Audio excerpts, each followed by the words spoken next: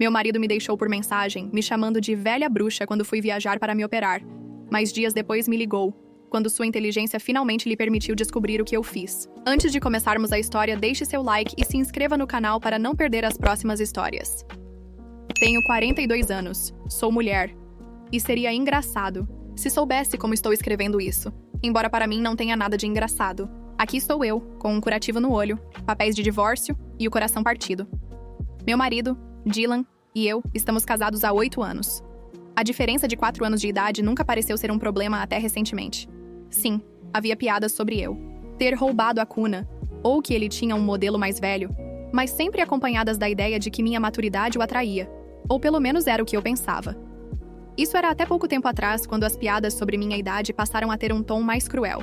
Ele parou de querer ter intimidade, e para esconder os problemas, dizia que era por causa de estresse no trabalho ou algo que tinha acontecido. No dia, tentei de tudo. Lingerie nova, cozinhar suas comidas favoritas, sugerir fugas para finais de semana, mas nada fechava a crescente distância entre nós. Nosso último aniversário foi especialmente revelador. Organizei uma surpresa. Uma escapada para o luxuoso resort onde passamos nossa lua de mel. Passei semanas coordenando com a assistente dele para liberar sua agenda, só para ele se embriagar no bar do hotel e cair no sono antes de podermos sequer brindar ao nosso casamento. Na manhã seguinte, ele estava mais interessado no celular do que na massagem A2 que eu havia reservado. Quando falei sobre isso, ele respondeu irritado. Nem todo mundo se empolga com as mesmas coisas que as pessoas da sua idade. As noites longas no escritório começaram a incluir happy hours obrigatórios, aos quais eu nunca era convidada. O celular dele de repente tinha senha. Ele começou a ir para a academia em horários estranhos e comprava roupas novas que nunca usava comigo. Sinais clássicos de infidelidade.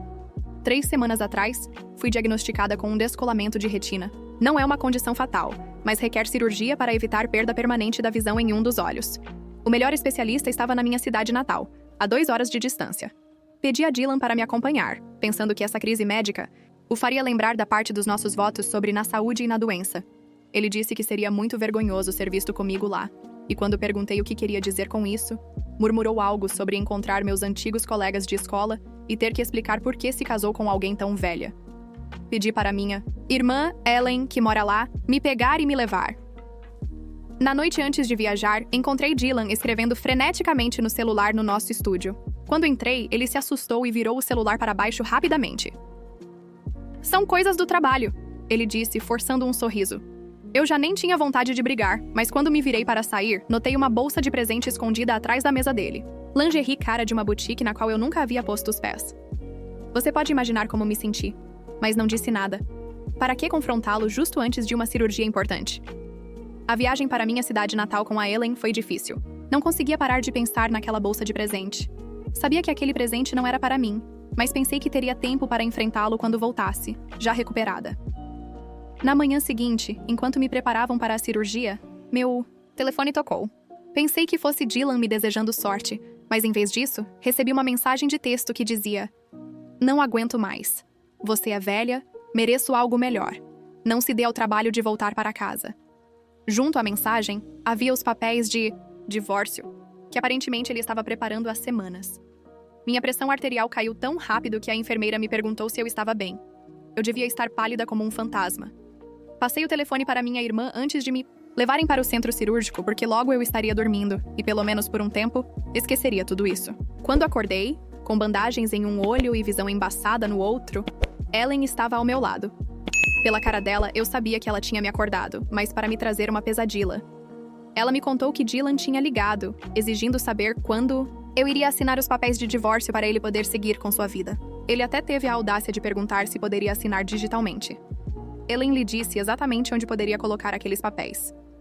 Minha doce irmã, a professora de jardim de infância, tinha umas palavras bem fortes para dizer sobre ele. Em outras circunstâncias, eu teria rido de ouvir minha irmã dizendo essas coisas. Os dias seguintes foram uma mistura de analgésicos, colírios e ataques de choro que faziam meu olho operado doer ainda mais. Os médicos me avisaram que o estresse emocional poderia complicar a recuperação. Durante minha consulta pós-operatória, o especialista me perguntou sobre minha pressão. E quando me desmoronei e contei sobre a mensagem de texto de Dylan, ele ficou tão horrorizado que chamou a assistente social do hospital para conversar comigo. Ela me deu informações sobre terapia e grupos de apoio para pessoas passando por divórcios traumáticos.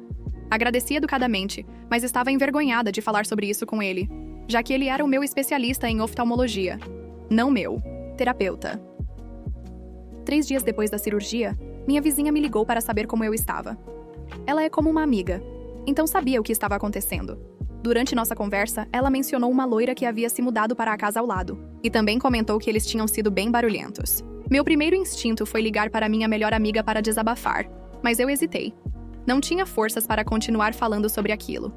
Uma conversa desse tipo só pioraria ainda mais meu pós-operatório. Eu precisava me recuperar na minha cidade natal, até não precisar mais ver o meu médico.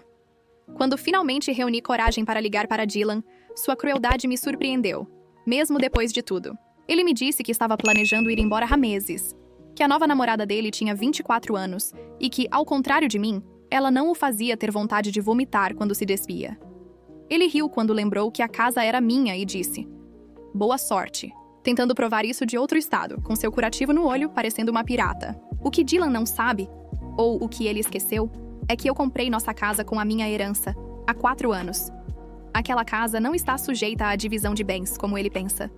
O trabalho que ele conseguiu foi após estar desempregado por 8 meses. Eu pedi favores aos meus amigos da universidade para ajudá-lo. Ironicamente, foi lá que ele conheceu a nova namorada. Durante esses 8 meses de desemprego, eu paguei todas as contas dele. O carro, os empréstimos estudantis, até o terno que ele usou para a entrevista. Eu editei o currículo dele. Pratiquei as perguntas da entrevista com ele. Acreditei nele quando ninguém mais queria dar uma chance. E como ele me pagou essa lealdade? Me mandando os papéis de divórcio por mensagem de texto enquanto eu estava operando e mudando a namorada dele para a minha casa em questão de dias. Agora, talvez eu seja a vilã da história. Ontem, liguei para minha corretora de imóveis. Ela tem uma família adorável e está procurando um aluguel imediato no nosso bairro. Eles podem se mudar nas próximas semanas. Também tenho o contato de Marcos, o CFO da empresa de Dylan, que é um velho amigo meu da universidade. Eu vi recibos de jantares que ele dizia que eram reuniões com clientes. Mas é possível que muitos desses clientes não existam e sejam apenas jantares com sua nova namorada. É importante que meu amigo consiga olhar isso em detalhes para investigar para onde estão indo os recursos da empresa. Há algo mais que também me pesa. Há 2 anos, Dylan pegou emprestado 15 mil dos meus fundos pessoais para o que ele chamou de uma oportunidade de investimento urgente. Ele me prometeu devolver o valor com juros em 6 meses. Esse prazo chegou e passou, e toda vez que eu tocava no assunto, ele ficava defensivo ou mudava de assunto. Eventualmente parei de perguntar. Para manter a paz, me resignando a perder esse dinheiro, agora me pergunto se esse dinheiro foi usado para conquistar a namorada dele. Estou aqui sentada, com os dedos pairando sobre o contato de Marcos, me perguntando se devo fazer a ligação. Dylan me tirou tudo, e uma parte de mim quer devolver-lhe o favor. Outra parte se pergunta se isso me faria tão má quanto ele. Então, aqui vai a pergunta. Sou a vilã se alugar minha casa e obrigar meu marido infiel e sua namorada a procurar outro lugar para morar? Eu estaria ultrapassando um limite se compartilhasse minhas preocupações sobre as práticas financeiras. Dele com o chefe dele? Atualização. 1. Bom, aqui está a coisa. Já se passou uma semana longa entre minha postagem original e esta, que será minha primeira atualização. Não sei se virão mais, mas esta é pelo menos a primeira. Muitos me incentivaram a ligar para Marcos porque é normal que uma pessoa se defenda. Ele acha que eu não valho nada, que não sirvo para nada porque sou uma mulher velha. Bom, então, eu não deveria receber favores de mulheres velhas. Como conseguir um trabalho para ele, uma casa e tudo o que veio comigo. Pois bem, só fiz a ligação para Marcos no dia seguinte à minha postagem. Ele sabia da minha cirurgia, então a primeira coisa que ele fez foi perguntar como eu estava. Ele fez mais por mim do que meu próprio marido. Eu não pude falar imediatamente sobre os gastos, porque queria saber sobre minha recuperação, se tudo tinha dado certo. Mas quando falei sobre isso, o tom da conversa ficou sério. Eu contei o que tinha acontecido nos últimos dias, mas também sobre os possíveis gastos. Ele disse que ia investigar e verificar com qual cliente Dylan havia se encontrado e os gastos que ele cobrou da empresa. Isso está errado? Não sei, mas me importa. Depois do que ele me fez, eu não precisei inventar provas. A verdade era suficientemente condenatória, porque até Marcos sabia que um empregado com tantos gastos não era normal. Claro, em uma empresa grande, isso pode passar despercebido, a menos que alguém chame a atenção para o assunto. Poucos dias depois, um contrato de aluguel foi assinado para minha casa. A família, uma adorável casal com 2 filhos, pode se mudar na próxima semana. Minha corretora ficou surpresa com a pressa, mas não fez perguntas quando mencionei a situação de divórcio. Ontem, mandei uma mensagem para Dylan, informando que os novos inquilinos se mudariam na próxima semana e que ele deveria desocupar minha propriedade em 24 horas. Incluí um lembrete de que a casa está somente em meu nome e que os inquilinos têm instruções de chamar a polícia se ele ainda estiver lá quando chegarem. A resposta dele foi imediata e explosiva. 15 chamadas perdidas em 20 minutos. Quando finalmente atendi, ele estava tão furioso que mal conseguia formar uma frase. Ele me ameaçou com ações legais de restrição e disse que ia me arruinar profissionalmente. Eu apenas lhe lembrei calmamente que a casa foi comprada com a minha herança e que o nome dele não consta em um único documento. Ele gritou no telefone que eu não podia fazer isso com ele. Eu simplesmente disse que ele olhasse para mim e visse se eu conseguiria. Pouco depois, recebi uma mensagem de um número desconhecido que se apresentou como Dana. Esse era o nome da mulher com quem ele me trocou. Aparentemente, Dylan havia dito a ela que eu estava os deixando na rua por ciúmes e que não tinha nenhum recurso legal para fazer isso. Quase ri da ironia. Quero dizer, essa mulher estava me julgando com base nas mentiras de Dylan enquanto dormia na minha cama, na minha casa. Não respondi, mas guardei a mensagem. Obviamente, algo me dizia que ela poderia ser útil mais tarde. Algumas horas depois, Dylan me enviou um áudio que soava inquietantemente tranquilo. Ele riu da minha tentativa patética de deixá-lo sem teto, dizendo que ele e Dana já planejavam se mudar para a casa deles de qualquer forma. Ele me chamou de velha ridícula e desesperada novamente e disse que eu me arrependeria de tornar tudo mais difícil. Sério? Agora ele está ameaçando minha vida. Eu deveria me sentir vitoriosa, mas em vez disso estou acordada, às 3 da manhã, reproduzindo a ameaça na minha cabeça. Dylan conhece pessoas na minha indústria. Tem acesso a contatos que construí ao longo de décadas. Ele realmente poderia prejudicar minha carreira. E se as provas que enviei para Marcus não forem suficientes para iniciar uma investigação? Quero dizer, e se eu tiver começado uma guerra que não posso vencer? Amanhã tenho minha consulta de acompanhamento. Os médicos vão revisar o progresso da cicatrização do meu olho. Espero poder encerrar isso e voltar a estar longe de tudo. Isso me causa ainda mais ansiedade. Atualização 2 para colocar uma linha do tempo. Minha cirurgia ocular foi há 2 semanas.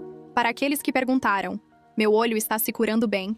Os médicos dizem que minha visão deve voltar ao normal em 1 mês.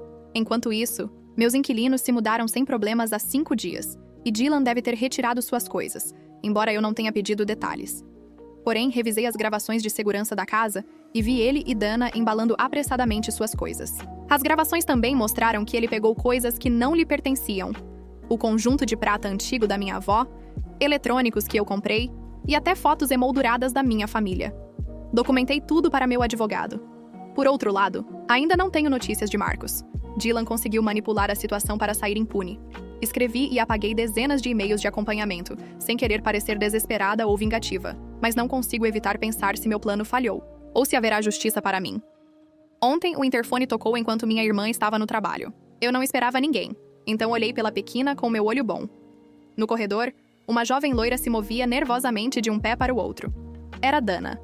Meu primeiro instinto foi fingir que não estava em casa, então fiquei congelada na porta, mal respirando. Ela tocou novamente, dizendo que sabia que eu estava lá e que só queria conversar sobre algo importante. Quando abri, percebi imediatamente que ela estava chorando. Ela foi direta ao ponto. Tinha acabado de descobrir que Dylan mentiu para ela o tempo todo. Eu a convidei para entrar. Sabe, o inimigo do meu inimigo é meu amigo.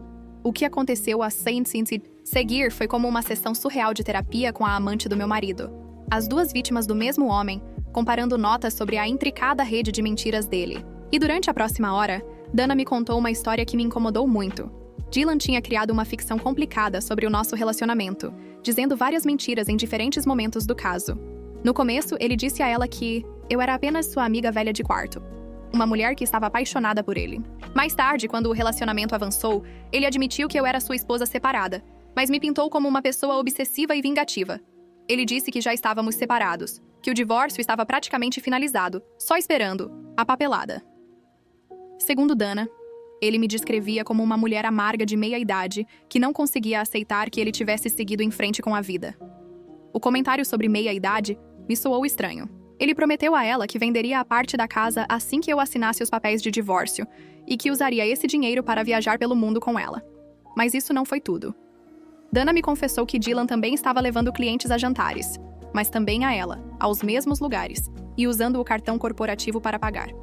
Na semana passada, ela o ouviu no telefone, desesperado, implorando para alguém chamado Marcus adiar uma auditoria interna até que ele pudesse arrumar as coisas. Ou seja, a investigação havia começado. A certeza disso deveria ter sido satisfatória, mas não havia tempo para sentir nada. Ainda havia mais. Dana continuou contando que Dylan também estava pedindo dinheiro emprestado para as supostas oportunidades de investimento, que já conheço muito bem. Os 15 mil que ele pegou de mim passaram pela minha mente por um instante. Quando Dana pediu documentos sobre isso, ele se irritou e a acusou de não confiar nele. Ele lhe deu quase 8 mil dólares, tudo o que ela havia economizado trabalhando como recepcionista. Mas se você acha que eu fiquei despeitada com esse caso da casa, é porque você ainda não sabe tudo. Porque você ainda não conheceu Dana, que ainda tinha mais coisas para me contar. Ela estava tão brava com Dylan que me mostrou mensagens de texto onde ele prometia se casar com ela assim que eu assinasse os papéis do divórcio e ele recebesse a sua parte dos nossos bens. Mas isso não foi o pior. Havia mensagens para outra mulher, chamada Carly, com promessas semelhantes e gestos românticos de apenas 2 dias atrás. Dana descobriu essas mensagens na noite anterior e, aparentemente, Carly era a filha do chefe, de Dylan. Eles estavam se vendo há semanas, enquanto ele ainda morava com Dana, e dizia a ela que era o amor da sua vida. As mensagens eram bem explícitas. Esse homem já não era apenas um infiel, era um predador com todas as letras. Antes de ir embora, Dana me ofereceu acesso ao e-mail de Dylan. Aparentemente, ele usava a mesma senha para tudo. E bem, ela havia estado espionando. Ela me disse que ele a usava da mesma forma que me usou. Sempre joguei limpo, ser a boa foi essencial para minha identidade. Mas até onde isso me levou? Está na hora de parar de ser tanto a boa e atravessar alguns limites. Atualização. 3 a 3 dias, tudo mudou. Para quem perguntou se eu revisei as contas de Dylan, não fiz. Mas não porque não quisesse, mas porque não foi necessário. Há 3 dias meu telefone explodiu com notificações. 17 chamadas perdidas de Dylan em 20 minutos. Cada uma ia direto para a caixa de mensagens. Nem precisei ouvir os recados para saber o que havia acontecido. As mensagens que se seguiram deixaram isso bem claro. Ele me perguntou como eu podia fazer isso, dizendo que sabia que eu estava por trás de tudo. Me implorava para devolver a ligação, dizendo que estavam apresentando acusações contra ele. Disse que sua vida estava arruinada por minha culpa, que perderia a licença e que nunca mais poderia trabalhar em finanças. Sua última mensagem foi em letras maiúsculas, exigindo que eu atendesse o telefone, seguida por uma série de insultos coloridos. Através de amigos em comum, fiquei sabendo de toda a história. O que conversamos com Marcos desencadeou uma auditoria interna que revelou um padrão. O lance das jantas com Dana não eram nada comparados ao que o time financeiro encontrou. Quando investigaram, descobriram anos de relatórios fraudulentos, clientes falsos e fundos mal utilizados. Eram pequenas discrepâncias para não levantar suspeitas, mas por tanto tempo, que o valor não era pouco. Meus 15 mil ficaram para trás. Estamos falando de milhares de dólares simplesmente desaparecidos. Aparentemente, Dylan operava um esquema sofisticado há quase 3 anos. Criava contas de clientes fictícias, falsificava relatórios de despesas e ficava com os reembolsos. Também, estava oferecendo oportunidades de investimento privadas a clientes reais, tomando o dinheiro em espécie. Alguns desses clientes eram pessoas de baixa renda que acreditaram nele apenas porque ele trabalhava em uma firma grande. Agora, a empresa estava entrando em contato com todos esses clientes, muitos dos quais não sabiam que haviam sido enganados. Naquela mesma tarde, Marcos me ligou para me informar que a polícia poderia querer falar comigo como testemunha no caso de fraude de Dylan. Disse a ele que estava mais do que disposta a cooperar. Não precisavam me pedir 2 vezes. Eu daria toda a informação que tivesse. Mais tarde, naquela noite, Dana me ligou. Disse que tinha terminado com Dylan. Dylan até tentou culpar Dana pela fraude, dizendo que foi ela quem o levou a fazer aquilo, que tudo era ideia dela. Claro, as pessoas não eram estúpidas. Eu deveria me sentir vitoriosa. Essa era a vingança que eu havia colocado em ação, mas nada disso aconteceu. Não sei, é estranho. Não acho que minha vida melhore só porque a de Dylan está destruída. Agora. Não me entenda mal, eu acho que as consequências para Dylan são justas. Não para mim, nem para sua empresa, mas para as pessoas que ele enganou. Mas isso não faz minha vida melhorar milagrosamente. As coisas não terminaram aí. Às 3 da madrugada, fui acordada com um golpe na porta, na casa da minha irmã. Nas semanas desde a última vez que o vi, parecia que ele havia envelhecido uma década. Acho que, se não fosse pelo meu olho, ele seria o rouba-crianças. Ou então eu teria o modelo mais velho.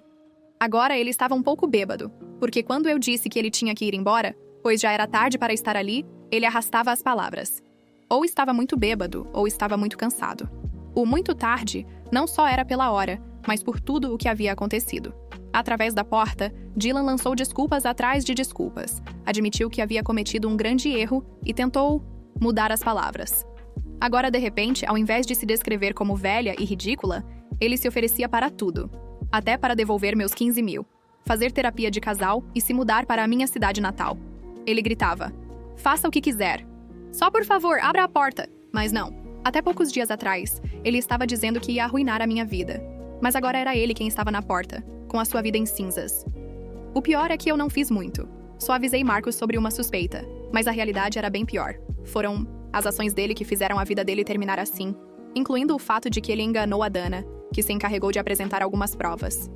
No final, perseguir a juventude trouxe muitos problemas para ele. E no ato mais insignificante, mas mais satisfatório da minha vida, eu enviei uma única mensagem de texto. Essa velha não vai te salvar o traseiro desta vez. Depois de ler minha mensagem, ele ficou na porta até o amanhecer. Ocasionalmente, dizia o meu nome, ocasionalmente dava tapinhas fracos na porta. Eu fui para o meu quarto e aproveitei cada momento. Agradeço que minha irmã tenha o sono pesado, porque no outro dia eu disse: você ouviu o que aconteceu? Ela apenas respondeu: ah, os vizinhos brigaram de novo. Então eu tive que contar tudo para ela. Quando estávamos no café da manhã, ele já tinha ido embora, porque ela mesma foi verificar. Atualização. 4 já se passaram semanas desde a minha cirurgia. Na verdade, foram 5 longas semanas desde que aluguei minha casa. E 4 semanas desde que o mundo de Dylan desabou completamente. Nas últimas semanas, a polícia me entrevistou 2 vezes sobre os fraudes financeiras de Dylan. Compartilhei tudo o que sabia, que sinceramente não era muito mais do que eu já tinha contado, para Marcos. Também descobri que Dylan tentou me implicar nos crimes dele, sugerindo que eu sabia das fraudes e que havia me beneficiado da atividade ilegal dele. Felizmente, as provas não apoiavam as afirmações dele. Nossas contas bancárias separadas e o fato de que o nosso estilo de vida nunca refletiu nenhuma receita oculta jogaram a meu favor. Na manhã seguinte à visita noturna de Dylan, liguei para minha advogada. Ela redigiu novos papéis de divórcio que faziam a versão original de Dylan parecer generosa. Com as provas de sua má conduta financeira e abandono durante minha crise médica, ela me garantiu que o processo seria simples. Não estava exagerando. Os problemas legais de Dylan o tornaram ansioso para chegar a um acordo rápido. O advogado de defesa dele o alertou de que disputar o divórcio só complicaria ainda mais o caso penal dele. Ele assinou os meus termos, sem objeções, renunciou a qualquer reivindicação sobre a propriedade e também a qualquer pedido de pensão alimentícia. O divórcio será resolvido em tempo recorde, segundo as minhas estimativas. Atualização 5 sei que vocês querem saber o que aconteceu com Dylan depois de tudo. Bem, na última vez que postei, ele estava em muitos problemas. Não, ele não apareceu mais à noite e minha irmã continua com o sono profundo. Deixe-me falar primeiro sobre mim. Voltei para a minha cidade, porque aqui ainda tinha o meu trabalho, meus amigos e tudo. Mas me mudei para outra casa, uma que estou alugando. Sei que teria sido melhor ficar na minha casa antiga, já que não precisaria pagar aluguel, mas ficar lá com todos aqueles recordações? Não, obrigada. Em vez disso, mudei para um lugar menor. O aluguel de minha casa cobre o custo da nova. E, além disso, posso economizar um pouco. Talvez, em algum tempo, eu pense em comprar novamente. Não sei, veremos. O divórcio está finalizado. Não há mais nenhum papel para apresentar, assinar ou o que seja. Já não estamos casados. O acordo de divórcio estabelecia que cada um ficaria com o que lhe pertencia, exceto meus 15 mil e as coisas que ele roubou da minha casa. Com isso recuperado, já não me importa o que aconteça com Dylan a partir de agora. Para mim, ele pode viver debaixo de uma ponte e assar castanhas. Embora, para que entendam a piada, precisamos primeiro falar dos problemas legais dele, que têm sido vários. Nos últimos meses, desde que a empresa dele o demitiu por justa causa, até a demanda por desvio de fundos, somada à ação coletiva das pessoas que ele enganou. O que, aliás, a empresa dele também se envolveu.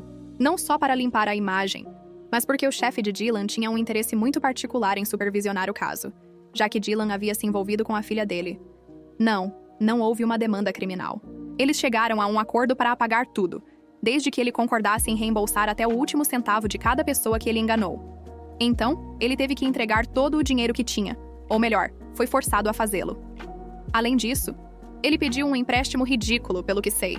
Pede ajuda aos pais para o empréstimo, mas a condição para não ir para a prisão era liquidar toda a dívida imediatamente. Então ele não teve outra opção. Agora, ele deve estar sem nenhum centavo. Se o valor que eu ouvi for correto, eu ficaria surpresa se ele ainda tivesse castanhas para assar debaixo de uma ponte. Com isso, já digo tudo.